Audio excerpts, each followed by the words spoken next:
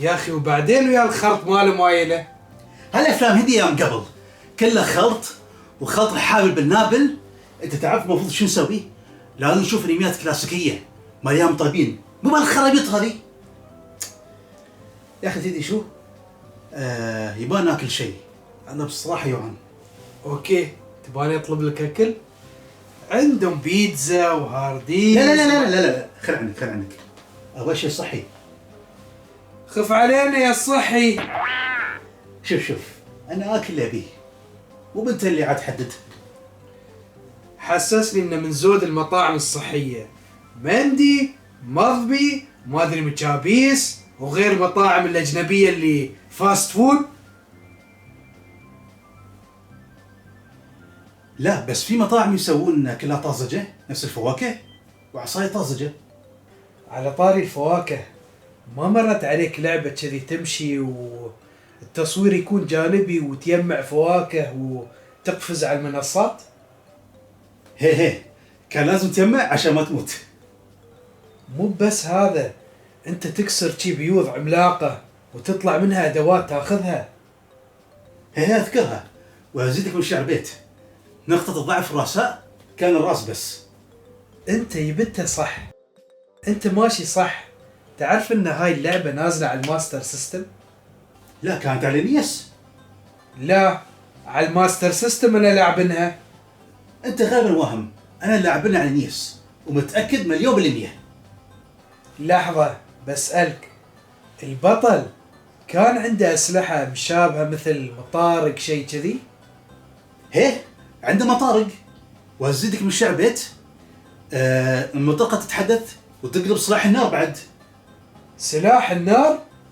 شو تألف انت؟ لا مو قاعد ألف. علاوة على ذلك البطل لابس كاب. لابس كاب؟ لا، شعره أصفر ومسوي عقصني. تدري كيف؟ اللعبة موجودة عندي، خليه يجيبها الحين. أوكي، أنا بجيب النسخة اللي عندي عشان نحسم الأمر. اوكي يلا.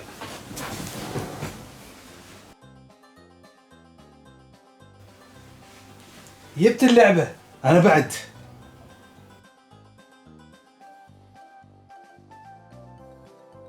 وندر بوي؟ ادفنتشر ايلاند؟ شو السالفة؟ تدري شو الشور؟ دام اني جبت نسختي خلينا نلعبها مرة واحدة. لا، بنلعب نسخة الماستر سيستم. تدري كيف؟ خلينا نسوي مقارنة الحين، النسخة الأفضل راح نلعبها. اوكي.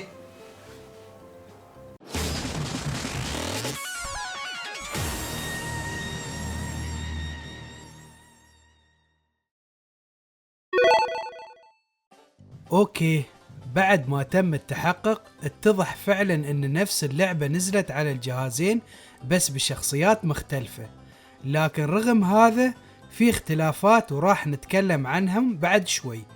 وندر بوي على الماستر سيستم هي اساسا بورت من نسخة الاركيد، واللي طور النسخة المنزلية هي سيجا ونزلت في سنة 87. بالنسبة لأدفنتشر ايلاند هي نزلت بعد وندر بوي بسنة. البعض راح يستغرب كيف لعبة من تطوير سيجا تنزل على جهاز منافس، وفوق هذا متشابهين بشكل كبير من ناحية البيئة. الجواب هو سيجا عندها حقوق شخصيات اللعبة، لكنها مش هي اللي صممت المحرك مال اللعبة. اللي صمم المحرك هو فريق سكيب، واللي أشرف على نسخة الأركيد، وسيجا خذت المحرك وحطته بنسخة الماستر سيستم.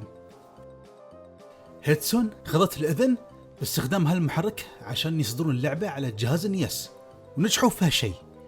بس عشان ما يطيحون في مشاكل حقوق الملكية الفكرية، هم غيروا الشخصيات بالإضافة للموسيقى، وحتى توزيع المراحل كان متشابه. لكن رغم هذا كله سيجا ما قدرت تسوي شيء بخصوص هالموضوع، طالما ان عندها حقوق امتلاك الشخصيات اللعبة فقط دون المحرك. لهذا السبب سلسلة وندر بوي خذت توجه مختلف تماما، على عكس ادفنتشر ايلاند. ادفنتشر ايلاند استمرت بنفس المحرك بدون ما تطلع اللعبة من هويتها. عموما في هالحلقة نحن راح نقارن الجزء الأول من كل السلسلة وبنشوف شو الأفضل.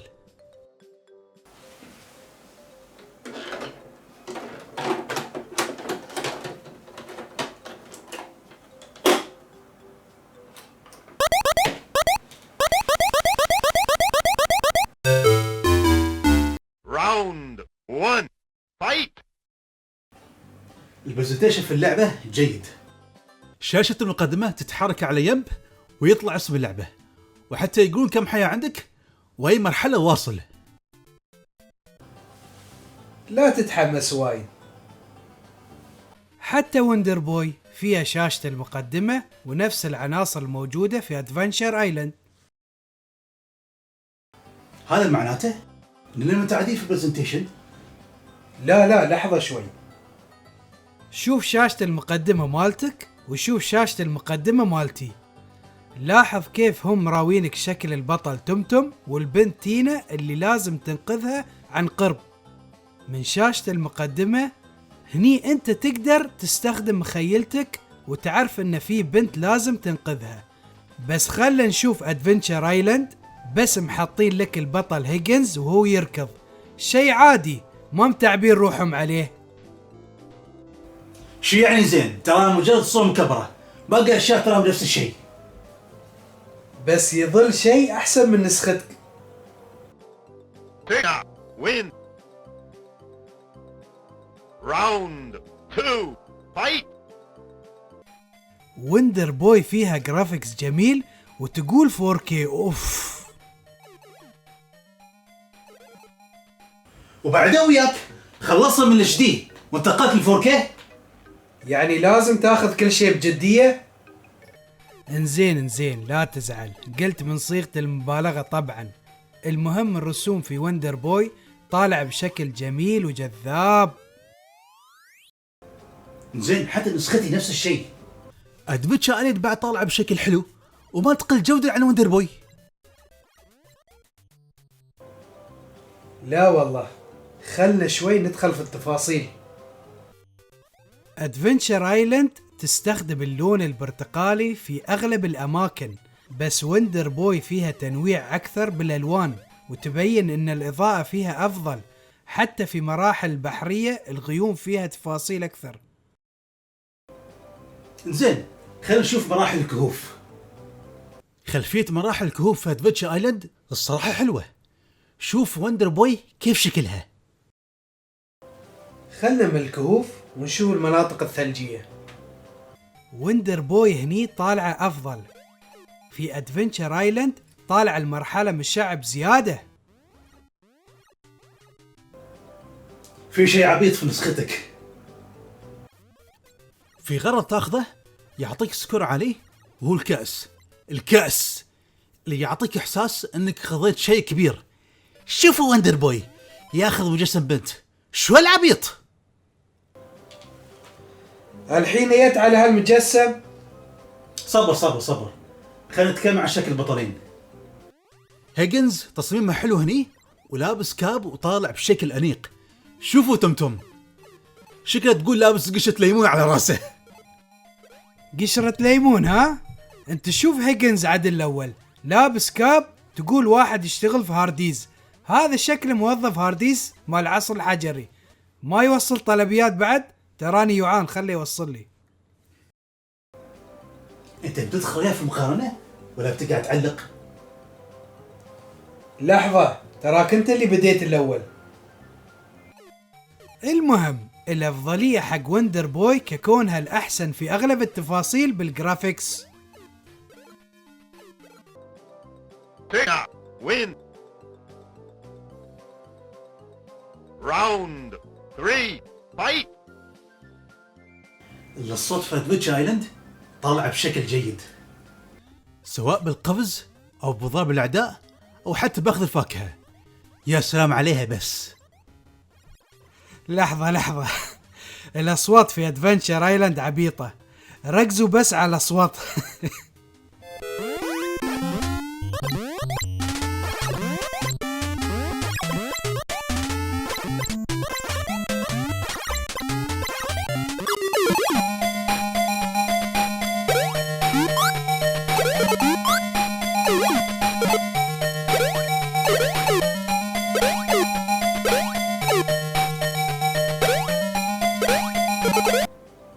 خليك من الأصوات، لعبتك بس فيها لحنين. كل مرحلة بادفنتشر ايلاند فيها لحن خاص على عكس وندر بوي. اسمعوا وندر بوي الحين.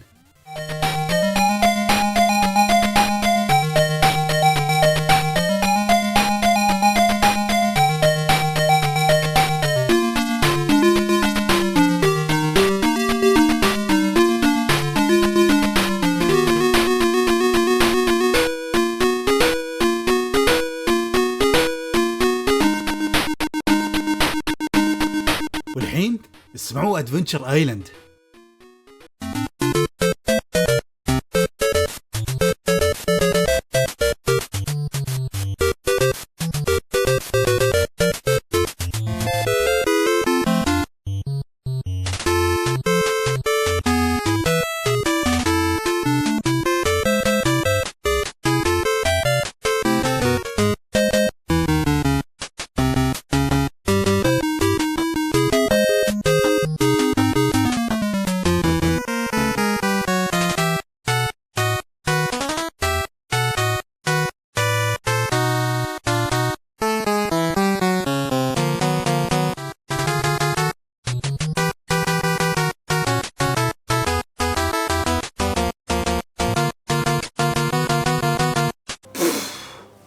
يا ريال تسمي هاي الحان؟ الالحان في ادفنتشر ايلاند عادية جدا، على عكس وندر بوي اللي الحانه حلوة. انا افضل يكون في الحان معدودة ممتازة ولا نسمع الحان وايد عبيطة. بالتالي وندر بوي هي الافضل في الاصوات.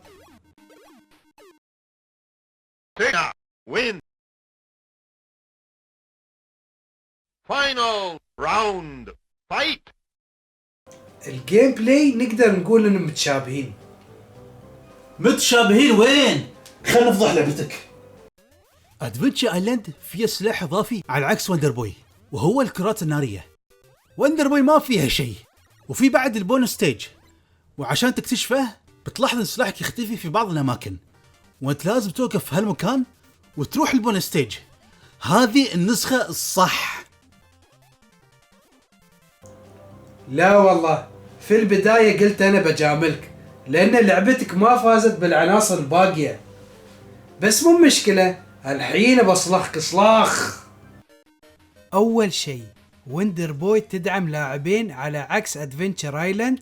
ثانيا إذا أنت خسرت كل الحيوات في متابعات عشان تكمل اللعبة، بس ادفنتشر ايلاند ما فيها. ميكانيك ما في سر لازم تسويه عشان تفعل متابعات على قولتك. في آخر منطقة من المرحلة الأولى قبل نقطة النهاية تحديدا، في بيضة سرية لازم تكتشفها، ويكون داخلها شعار شركة هيدسون ولازم تاخذه. يوم تطلع شاشة الخسارة بعد ما تموت أو شاشة نهاية اللعبة، تم ضغط يمين بعدين اضغط ستارت وبتكمل عادي. من صدقك أنت؟ من بيكتشف هالشي؟ وليش مخلينا حركة سرية؟ إذا كنت أنت لاعب عادي مستحيل تكتشف هالشي بروحك. ليش صعب عليهم أنهم يخلونها بدون تعقيد وبدون تصعيب على اللاعب؟ حتى لو أنت حفظت الكود عاجلا أم آجلا أنت بتغلط فيه إذا كنت سرحان أو مو منتبه. وعلى طاري البونس ستيج في وندر بوي يكشفون لك الغرض اللي لازم تشله عشان تدخل بونس ستيج. ما أدري ليش هالأشياء مبهمة في ادفنتشر ايلاند. يا أخي هالأشياء تخليك لاعب احترافي، أنت تكتشف أشياء بروحك وبلازم تكون اتكالي. هي يت على هذه بس؟ لعبتك فيها مناطق ناقصة. ادفنتشر ايلاند فيها 4 مناطق ناقصة. أول شيء المراحل البركانية، المراحل الصحراوية، المراحل السحابية، المراحل الشلالية، وحتى هي متفوقة في أغلب العناصر الباقية. بالتالي وندر بوي هي الأفضل. Tigger, win. اللعبتين ممتعتين، لكن إذا تبي تجربة أفضل ما عليك إلا بوندر بوي. اللعبة تشتغل بسلالة وفيها تنويع أكبر بالمراحل وفيها متابعات بشكل أكثر أريحية، وحتى الساوند تراك ممتاز رغم أنه بعدد طفيف. ادفنتشر ايلاند هي الأخرى مش نسخة سيئة للإنصاف. الجيم بلاي فيها ممتع حالة حال وندر بوي، بس في أشياء مبهمة بشكل غريب رغم أنها مو معقدة، وحتى فيها مناطق ناقصة. هي ما تأثر على التجربة بس يظل في عنصر ناقص فيها. الليفل ديزاين فيها يشبه لعبة وندر بوي بالضبط في بداية المراحل، بس بعدين بيختلفون. اللعبتين حلوين، بس وندر بوي طبعا هي الأفضل. You win. Perfect.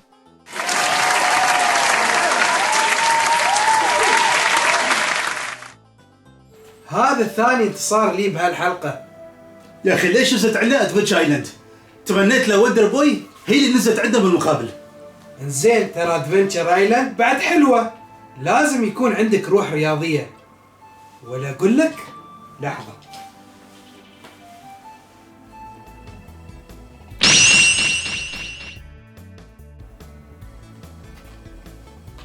وندر بوي على اليس؟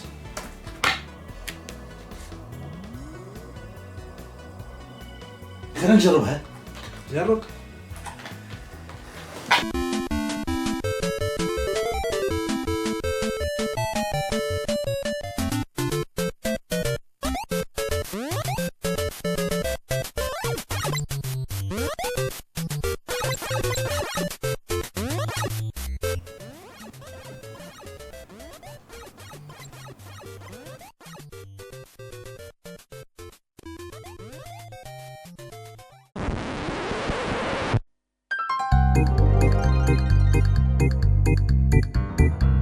اكشن.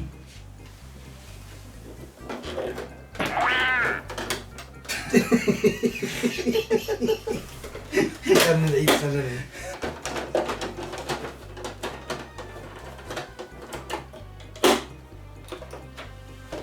ما شلت الكنترولر.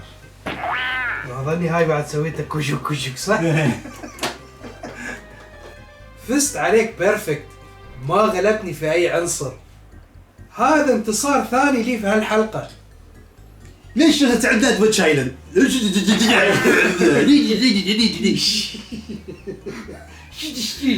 تكلمت بسرعة. يلا